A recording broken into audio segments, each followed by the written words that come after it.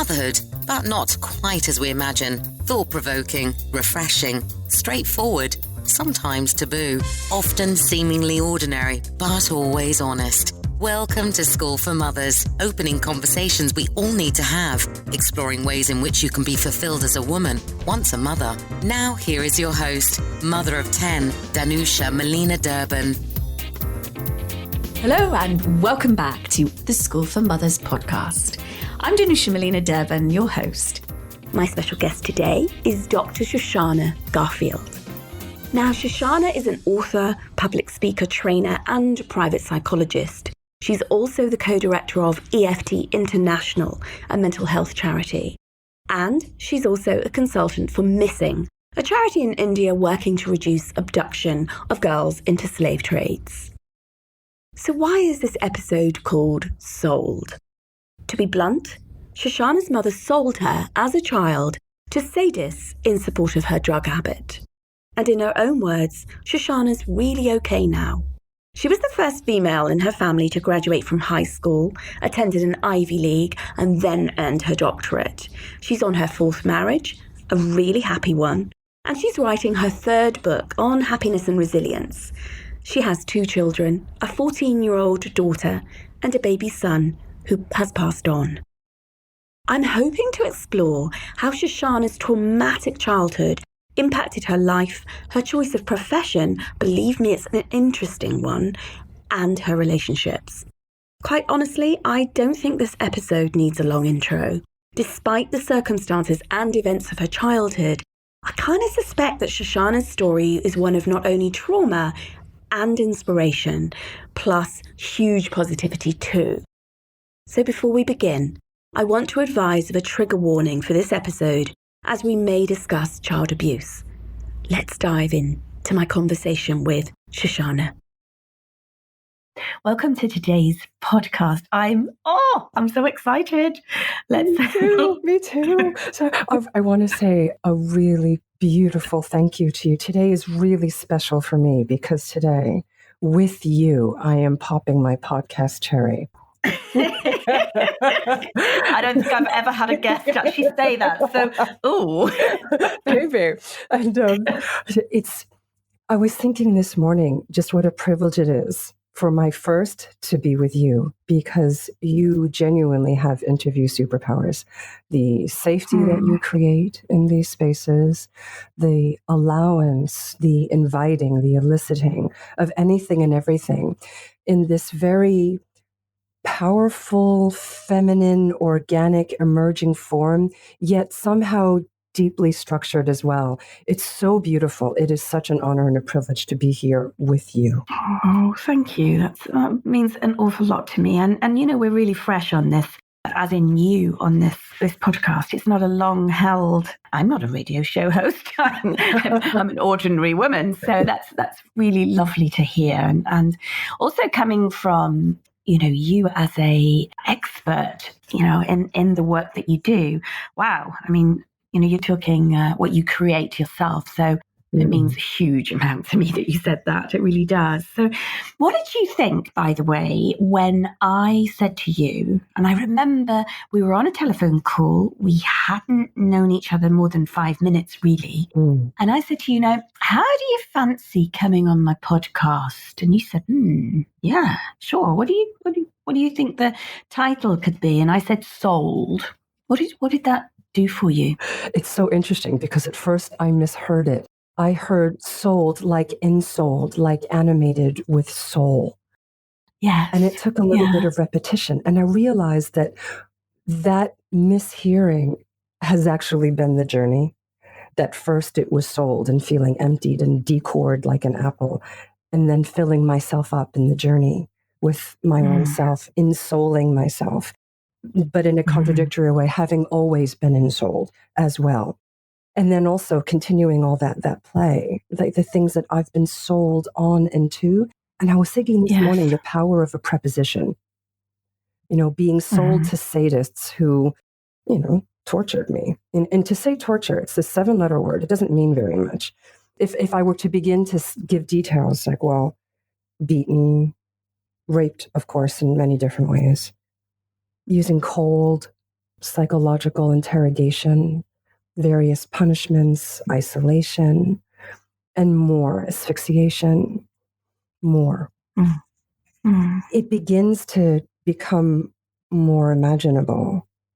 But then when you add in the layer, I was 4 when it started. And for every mother. I wanted to stop there just for a sec. I really think that we need to just take that in. 4 years old.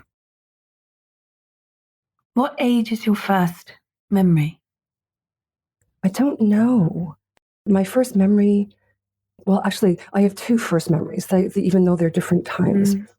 The first is as a baby, just being really uncomfortable in my body, just trying to, not having the motor capacity to move, but like trying to wiggle away from something horrible. And then the next memory I have is a nightmare where it's very Freudian. There's a storm and I'm pounding on the door of the house to be let in and I can't get in and I'm locked outside the house in this storm. And I think it was a Willy Wonka and the Chocolate Factory remake. There's this house. Yeah. It's a house that exists and doesn't. And there's a scene where it's really, I think there's a scene where it's really isolated. There's nothing on this landscape except the storm in the house. It's very symbolic, of course. And there's a whole bunch missing. I have memories that are triggered by photographs and better memories with my dad. He and I are really good friends. He didn't know it was happening. And yeah, the horror layers, and that was my experience of it. The horror layered, too much. Let's just move on to something else. And I did that. Let's just move on to something else for a really long time to do my best to manage it. What exactly were you managing? The pain of it? Everything. I was like Mr. Potato Head. It was like, I had absolutely no, I'd been shattered. I had no identity. So I'd do this Mr. Potato Head thing in the mornings. I would put on my eyes, and not with makeup, just with intention. I will put on a face today. And nothing felt real. Nothing about me felt real. And then getting my way through the day. And it was actually kind of funny. My drug-addicted mother, a Jewish family.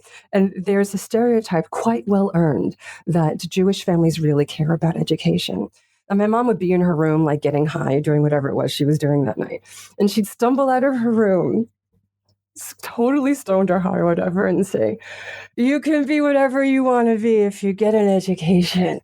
And then she'd stumble back into her room. And I would stay focused.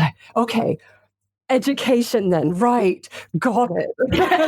Yes, okay. I can do that. And it went so well with all that trauma-based moving into my head. It's like, right, okay, executive functioning, although I didn't know that term, of course, when I was younger. I'll just study a lot. And so getting through the day and studying and, being a straight A student was obviously the way to go. Yes. How many years were you tortured, raped, beaten, punished? It really depends on how. Okay, so the active stuff with those sadists. Yes. That concrete bit was about a year and a bit, somewhere in there. Now, I continued, obviously, to torture myself for a very long time afterwards with all my post-traumatic stress, right? Yeah, it's an enormously important distinction, isn't it? The active piece of this was that stretch of time, the reverberations of it within. Oh my God, I'm assuming decades. Yeah, decades, and deeply grounded into your very cellular memory. Yes. And that is where that habit, that neurological universal habit of those reverberations is what makes my story universal. The details, no, obviously not. But the embodied experience of trauma is the embodied experience of trauma. It's the same way for you. Yes. It's the same way for everybody listening. It's the same way for mice. It's the same way for elephants. Yes, exactly. Your particular form is, I'll put the word heinous on it. I could find many words, by the way, on your behalf. That works for me. Yes, exactly. It's like, I'm sure listeners will be having their own, naming of it because it's so devastating to imagine, let alone fucking live, and have gone through. Sorry, podcast editor Marie, that's an E on this. I'm like, oh, there's another explicit one. Danusha can't stop swearing. I think your lived experience warrants a good, bit of swearing. It was vulgar. What happened was vulgar. Yes. Yeah. So why not have a vulgar word? Yeah, call a spade a spade. Yeah, and whatever was your mum doing? This is School for Mothers podcast. I mean, what was your mum doing, for fuck's sake? Bless her. Exactly. I mean, apart from getting high, I get that. I'm not. This is not judgmental. Yes. I'm curious. What was your mum doing to herself? Exactly, and because I want to be very explicit that your grounding here is kind. You know that you can say bless her, and I'm not going to go, what do you mean bless her? Blah, blah, blah. She was evil, blah, blah, blah. No. She made heinous choices. No. Yes. But she herself had a lot going on to make those choices the best possible ones for her. That we're talking about this within a context of really knowing everybody's always doing the best they can with the resources they've got and their framework of understanding. If someone's convinced they're broken and it's hopeless, then they're going to act through the lenses of that, through the filter of that. Yes. And in your case, so her selling you to sadists for, was it crack cocaine? Crack cocaine came later. It was when I was a teenager. Oh. That wasn't around. I'm older than that, honey. Okay. Oh, pardon me. What was it? This was in the early 70s. Okay. So whatever was circulating around back then, whatever the drugs du jour was at the time, I'm sure that there was loads sloshing around. I mean, she was pretty well supplied with the degree of my services. So I'm sure she had her choice and pick, like a pick and mix sort of thing. Yeah. Is it what was going on for her? She was in immense pain. She was in immense, overwhelming pain that she couldn't see any way out of. And she was strategizing as best as she could. Yeah, and you with porn. Yeah, absolutely. And it's really important to make a distinction between the person and the act. There was a criminal element to this, of course, and a psychological innocence. And let's face it, as mothers, we screw up, right? Oh, on a daily basis. So maybe hourly. So being able to have a framework that separates that out, no matter what, it's always connected. If I'm going to be judging her as a perpetrator, then I'm judging me and I'm judging every mom on the planet. And if I let go of that judgment and I remain in this safe space of allowing, then there's room for me to be and expand. And that makes it much less likely that I screw up. And it softens when I do, and then makes those screw ups more opportunities to develop and grow and expand more, rather than collapse in shame or perpetration, or worse, hammer in, blame, externalize, because we can get defensive when we feel shame. So if we were to be blaming ourselves in shame for something that we've done that we can go, ooh, maybe shouldn't have done that, then we run a danger of projecting that into our kids and then passing on the shame baton, which I so didn't want to do. Well, I can imagine. Yeah. And with your extreme experience, the last thing you'd be wanting to do is to pass any elements of this on to your beloved child. I can just imagine that. So there's two things that are kind of coming to me as you speak with such clarity and deep compassion for your mother and yourself. What happened to her? As far as I can piece things together, she was sexually abused by multiple perpetrators. There are rumors that circulate through the family about Daddy Ernest, her dad, and a few others. I don't know if there was more. I know that her, in terms of the sexual abuse part. Now, I'm the fourth in a generation of women with issues. So my mother obviously had addiction issues. Her mother, Anne Marie, was an alcoholic. Her mother, Celia, was a laudanum addict. So that's opiates. What the heck was going on in this family? right? And, even if there's quote unquote only an addiction issue with one parent, that's enough to really skew the development of self for the kids, right? That's why there's, I forget what it's called, the Adult Children of Alcoholics, ACOA, etc. So there was more going on than I can ever know. And it was intergenerational. And I made the decision, the buck stops here. And I wanted that whole currency. I wanted to just get rid of all that currency. So there was a lot of incentive to convert the family legacy, particularly when I got pregnant with the child that stuck. And there are lots of health impacts of being tortured, some of them subtle, some of them not so subtle. And so I wound up having 13 miscarriages, maybe more. I think it's 13. You kind of lose count, don't you, really? Yeah, even though each one's still special, it's still so many. Yeah. Well, of course. Yes, exactly. It's both. It's special and normative. Yeah. So when I had this pregnancy that stuck, I was like, oh, I think this one might be a keeper. It's like, whoa, I've got to be the mother she deserves. Whoa. It's a big one. And I wouldn't even get pregnant until after I had gone on an interview, a deep attachment interview, to get analyzed and assessed for my worthiness and capacity to be a good enough mother. Oh, wow. Oh, God, that sounds really... Well, oh God, I was going to say torturous. Oh no, sorry. I'm so sorry. Oh God, I'm ashamed of myself. No, it wasn't torture. It wasn't torturous at all. It was in the end, it was actually very affirming. Freeing. I imagine it was a gold star. Woo, I'm good enough. I'm good enough. Woo, I'm good enough. An expert said so. Woo. That's hilarious. Yeah, you would test your worthiness on this particular... I imagine you weren't testing your worthiness for brain and brightness and intellect and all of that, but testing your worthiness for motherhood. Yes. Wow, you know, I'm not surprised. Is your mother alive? No, bless her. This, in some ways, the greatest gift she gave me, besides my life itself. And you know what?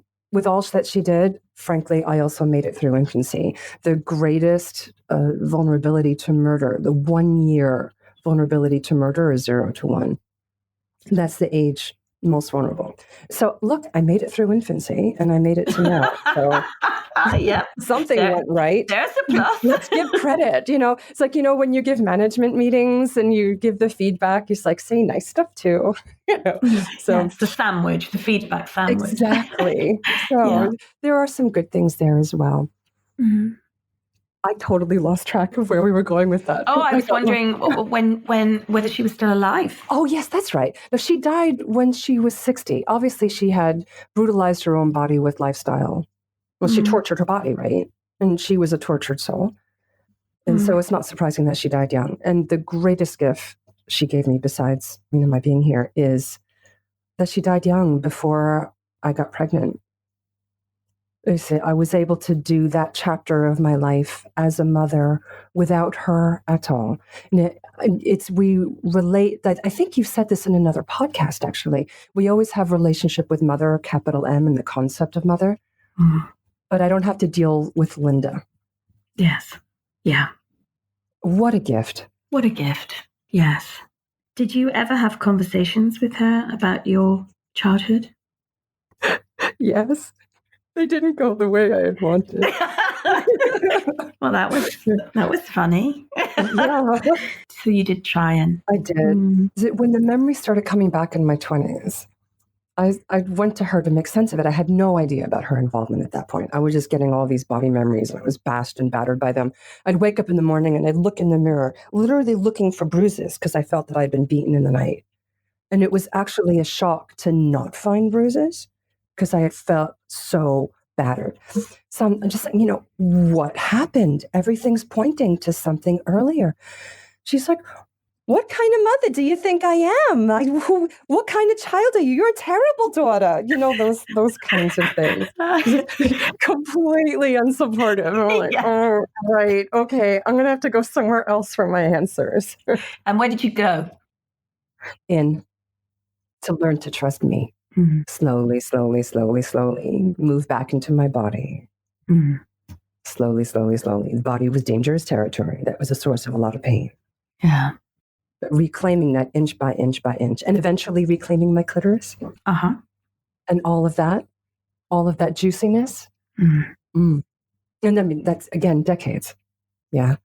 Easier said than done, but relentlessly done.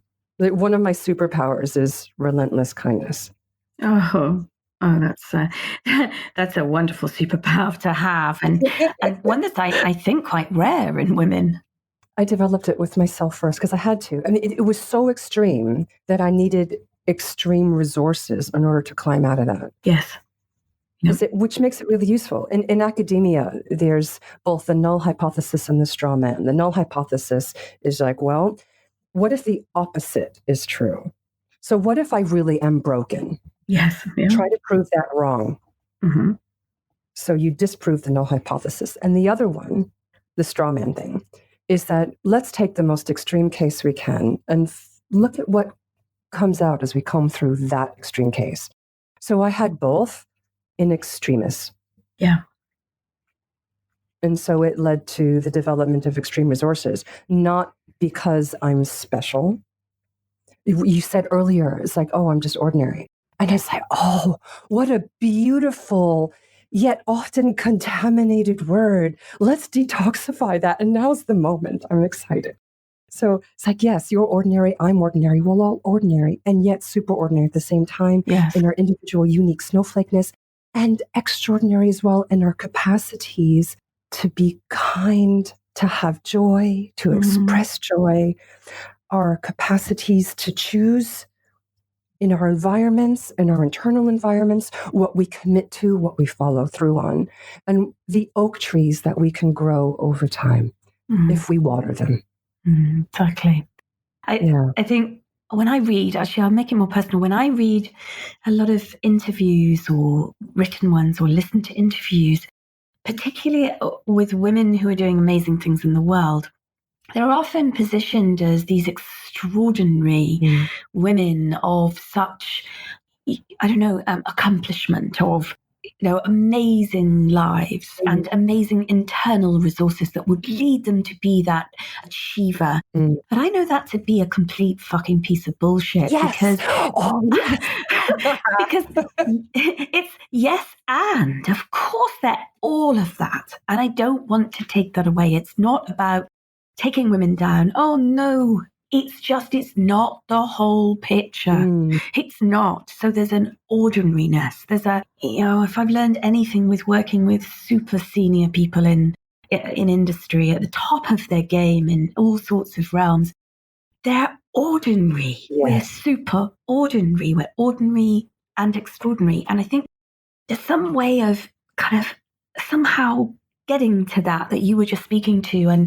And it's partly why, in these conversations, we delve into the shadow side as well as the light, as well as the brilliance of women, which we are.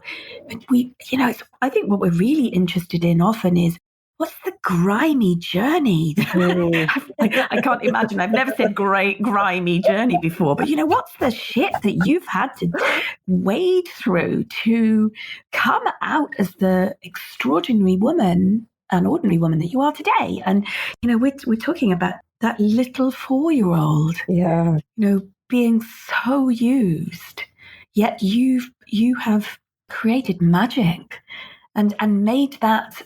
You are an expert on torture, aren't you? Yes, of all sorts. Yes, of all sorts. I mean, what a gift! I mean, what a hilarious gift! I've worked clinically with people who have been tortured, so I'm an expert in all kinds of torture that's perpetrated in all parts of the world in all kinds of circumstances. And I've got my unicorn mug here that says "Stay magical." It is magical. It is. It really is. And it's what we do with our, the cards we're given to play, our experiences. It's what we do with them. And I know that's such a trite thing. It's not. Let's stay with the metaphor. I think it's like, well, I got dealt a really crap hand. I think I think we'll all agree. Yeah. Every listener is going, yeah, sure. The decks were really stacked against me to ever have a life. In fact, there's something called the Adverse Childhood Experience Survey. I score practically a perfect score on that. And the higher the score, the shorter the lifespan, the more the ill health, and blah, blah, blah, blah, blah. Where can we get hold of that one so that listeners and I'm not going to give it to my children. I thought I'd just let you know that. I don't have the guts for that yet.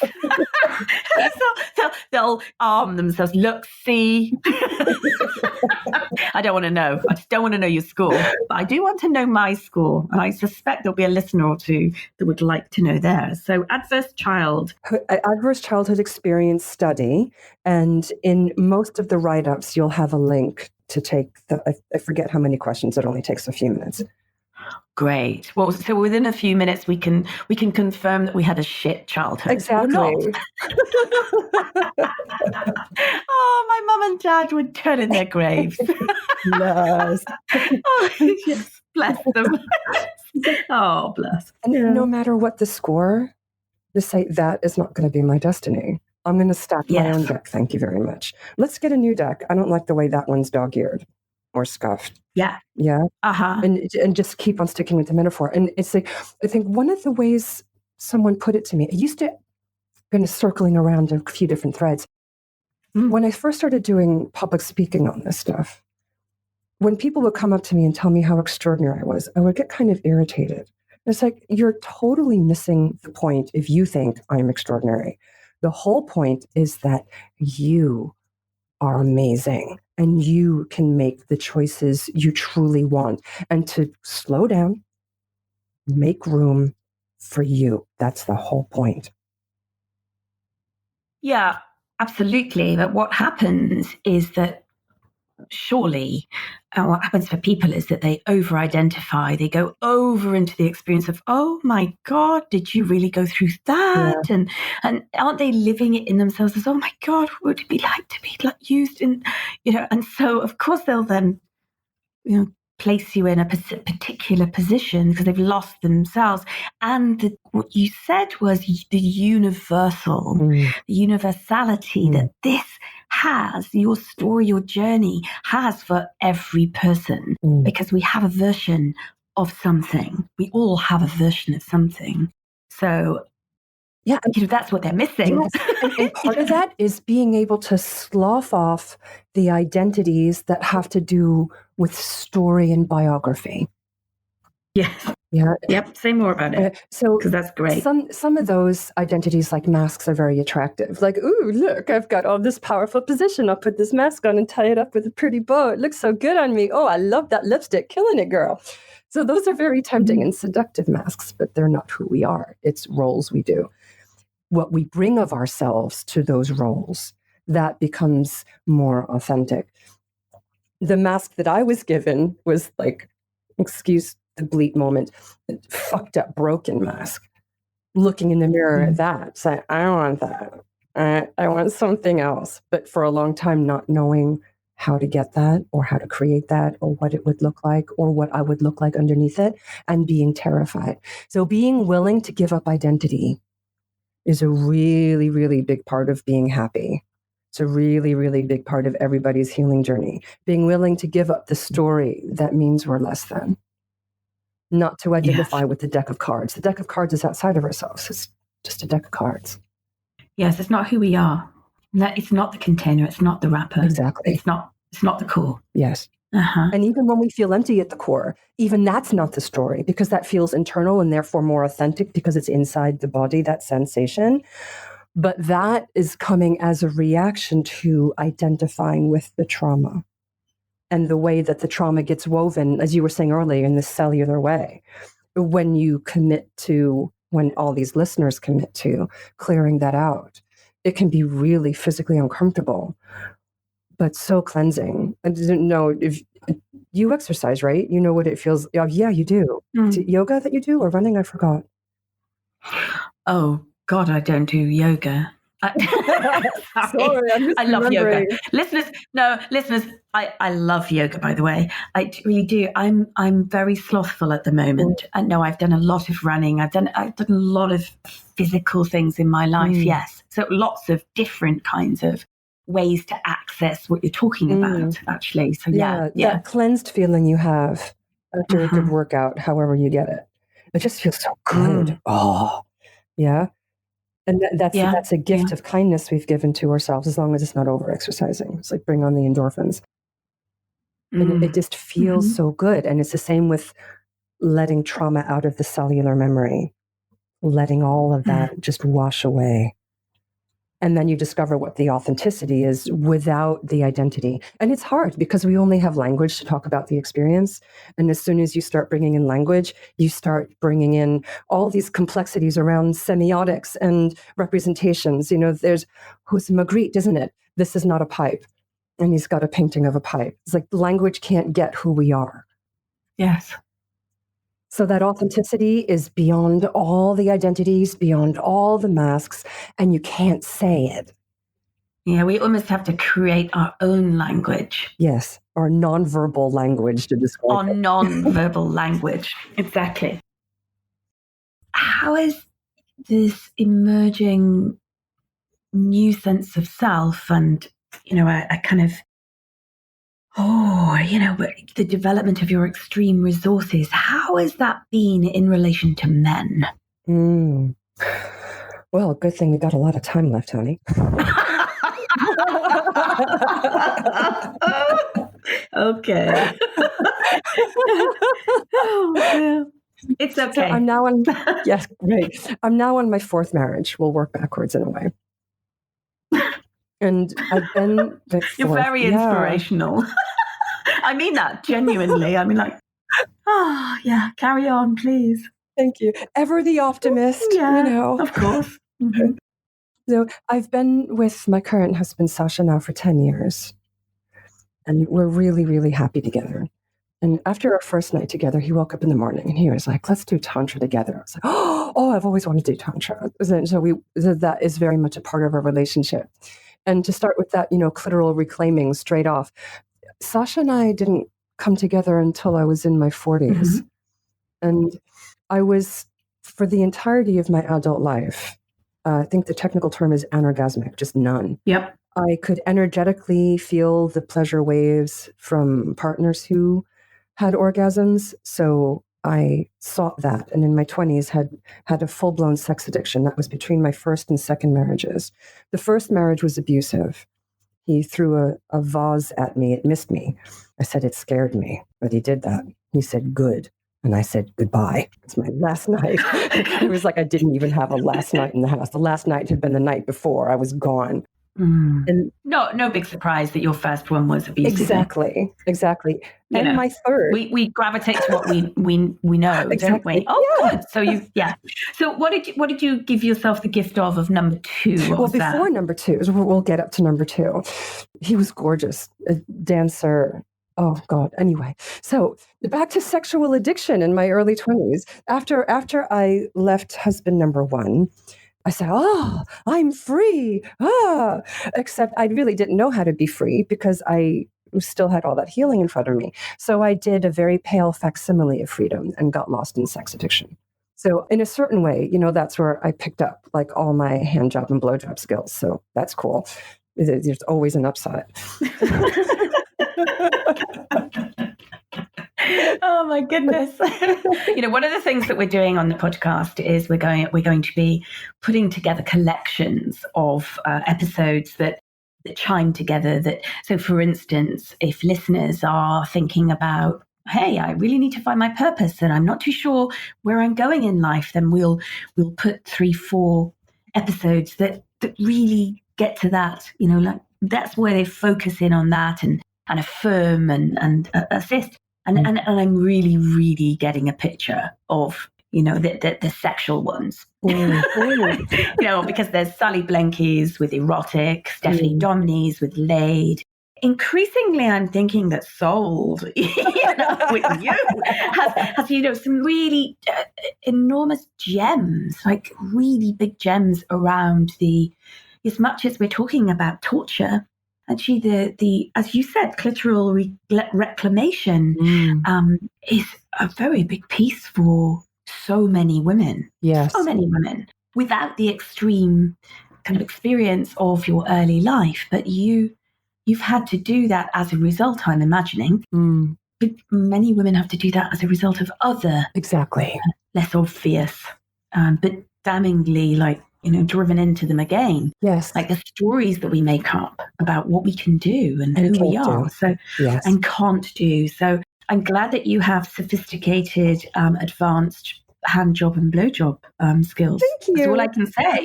I'm really Sasha's grateful too. Yes. Good. In the midst of developing all those skills, there were more rapes than I can count as well. Again, very unsurprising. In fact, pretty much textbook with a history like mine. And then I moved, that was in New York. And again, amazing miracle. I was sex addicted in New York in the early 90s.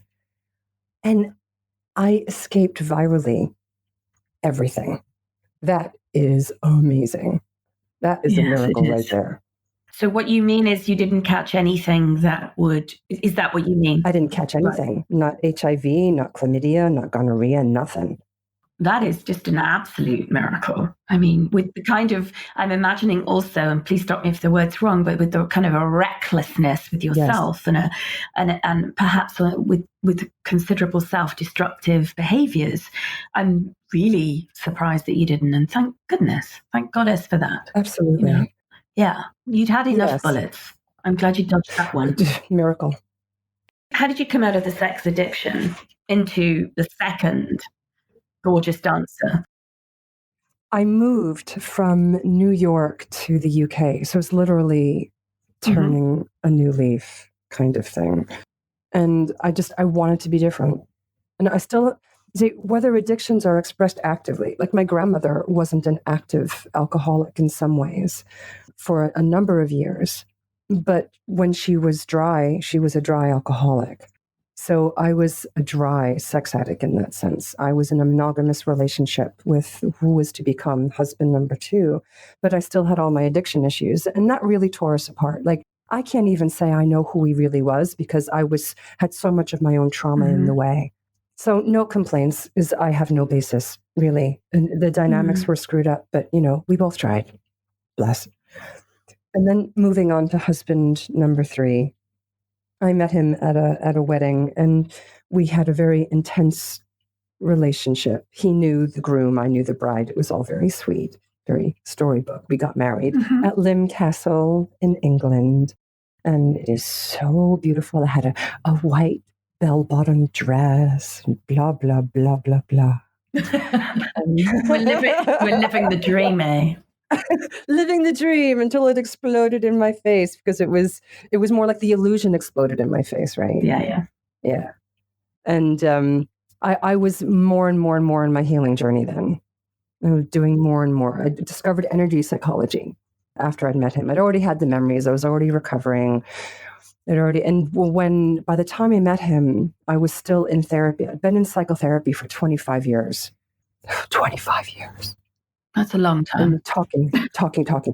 It's a really long time. And it's a lot of money. And it's a lot of extra time on trains. And it's a lot of arranging. And a lot of giving up of other things. Huge opportunity costs. And, there is where I developed the courage to be self-reflexive, to just say, okay, what's going on with me? To own my shit, vulgar as it is. And to change my relationship with shame, and to know that I'm bigger than that rather than be swamped by it. So we switched perspective places in that sense when I was in therapy. Does that make sense? It does make sense. Yeah. Yeah. Totally. Yeah. And my husband, he adored me. He adored me. I had never been adored that way before. I loved being adored. More of that, please. What I didn't realize, that being adored was being pedestaled. Yes. And so it was contaminated from the start. I had no idea at the time. But then I discovered energy psychology. So then the healing went this real quantum leap further, that I was really, really shriving all that dysfunction, layer by layer by layer, because it was so nonverbal. that I was beginning to be able to access really the authentic me, whatever that is, that we can't put in words. And he just couldn't come with me, wouldn't come with me. And so we really grew apart. I loved being adored, but I didn't want to be adored and pedestaled anymore. And he couldn't shift. Well, you couldn't. He promised. Sorry, to interrupt you. Please. You couldn't complete or continue your growth journey from a pedestaled position. It's not Exactly. It's not possible. Nobody can. Nobody can. It's not just personal to you. None of us can. Exactly. Yeah. And he kept his promise. He said, "I will always adore you." Yes. And he did. Yes, he did his piece, but that was going to constrain you. Yes. But as it became clear that we were moving apart, he got more and more frightened and controlling to try to keep me up on the pedestal and keep me. And of course, that's not going to work. So I became homeless, and I took how old was Aaliyah then? 5. So Aaliyah and I became homeless then, and officially. So I had my PhD, I was jobless, on benefit, sleeping on someone's floor, and I'd never felt so free in my life. Oh, wonderful. Yeah. And then back to Sasha and clitorises. Yeah. It was when I was homeless. Sasha is kind of ADD, and there is always an upside. There's a focus that people with ADD can have. When they got something they really want to do, they're really in it. And Sasha was really committed to my having an orgasm. So he read a book on how to make that happen. Did you say he wrote a book or he read a book? Read a book. He read a book, Diamond Tantra. So he got himself all skilled up. I kid you not. He had the book next to us. No, I have known such dedicated men. There's another book called She Comes First. I had a wonderful relationship with a guy who was an avid reader of such said book, and it's a wonderful book. So I will make sure these are in the show notes for listeners. Very important. I mean, yeah. So he became very committed to making sure that you were able to access that piece of yourself. Yes, and it was not easy. No. I had a lifetime of walling that off. It was about 45 minutes of attentiveness to me alone. 45 minutes. And then the walls came down and the bugles blared. Walls of Jericho came down, and they've been down ever since. The more Tantra courses. And then first it was reclaiming the clitoris. And then in combination, all these things are connected. And there's also a piece on leadership development that connects to clitorises, but I'll hook that up in a minute. By reclaiming the clitoris, it was like a doorway into the rest of the body. And then as the torture relief and the healing and the cellular memory releasing kind of expanded and spread, I was able to reclaim the whole body to the point now, and then with the Tantra as well, and the Tantra exercises, to the point now where orgasming is so easy. We had a count a couple of years ago. We stopped at 111. We thought this is a nice number to stop at. Let's keep going. Well, all I can say is I think you may have just thrown a gauntlet down, an orgasmic gauntlet. I suspect that after this, our downloads and our listenership may just drop. Like, I'm never listening to another one. But this circles back to the point where it's like, I am not extraordinary. Every woman listening to this has an extraordinary body and an extraordinary clitoris, assuming there hasn't been any FGM. But even for people who have had female genital mutilation, there is capacity for the entire body to become a clitoris. Yes. Yeah. Mm-hmm. But it's only when you allow yourself to move into your body, to really own your body and own that juiciness, that becomes possible. And that requires deeper healing. Yes, it does. Yes, you can't think your way into it. No. It's no good pacing the house saying, I am a clitoris. Exactly. That is not going to work. You got it in one. It might be entertaining, but it's not going to actually bring healing or indeed many orgasms. Exactly. It was years. So from that first 45-minute Walls of Jericho coming down to the 111 was a few years worth. Yeah. And a great dedicated partnership. Yeah. Yeah. Obviously, this guy's a keeper. Yeah. Thank God for the ADD. Yeah, right? That's all I'm going to say. and to link that up to the leadership development stuff, that moving into the body, reclaiming it in a really deep and powerful way, because allowing yourself orgasms is very powerful. And there's a really deep embodiment and presence when you really allow those full body experiences of whatever degree. It can be little ripples over the skin, for instance, yeah? Mm-hmm. Moving into the body and owning the body is part of executive leadership development. Wendy Palmer, Embodied Leadership, I think it's called, I forget exactly, talks about how there are 3 tasks a really great leader needs to do. And one of them is owning the body, being in the body, really in the body. And the others are also the same for trauma relief. It was amazing when I read this, I was like, oh, the pennies dropped. Like the skies opened up and pennies were falling from proverbial heaven. Another one is being able to listen without taking things personally. In other words, not through the lens of our trauma and our dysfunction. Yes. Where's the gift in this? And part of the orientation behind that is living in gratitude. Is always a gift. Yes. And you say, it's like you wake up in the morning, it's like, oh, I wonder what life is going to gift me today. And it might be something physically painful. That's okay. It's still a gift. Yeah. So we're really orienting, really, really deeply rooted in that, not taking things personally, oriented towards appreciation, gratitude, and the gift. Yes, totally. And the other changes everything. Yes. What's the third? Exactly what we are doing here, speaking, developing narratives that convey and inspire. It's the same. Yeah. How beautiful is that? Oh, I think it's really perfect to close on. I mean, I think it's this kind of a deeply peaceful way to bring everything together. That incredible reclamation of, you say, I mean, we've particularly been talking about the clitoris, but in fact, the reclamation of yourself, the creation of a new set of cards, of a new stack.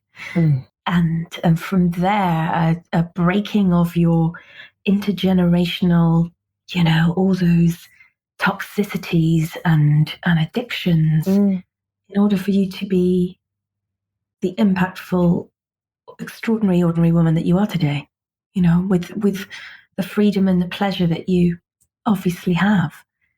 And I'm so grateful that I'm so grateful that you would speak with such candor and, I believe, a rare quality of compassion for the gift that your extreme beginnings gave you. I mean, it's a rare thing, and I'm really grateful that you can share this with me and therefore with listeners.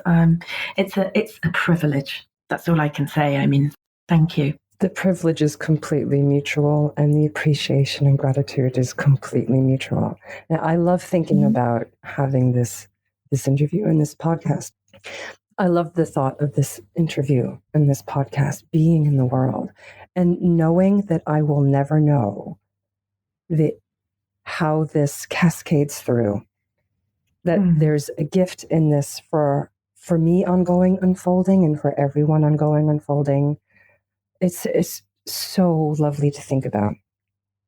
I really love that idea.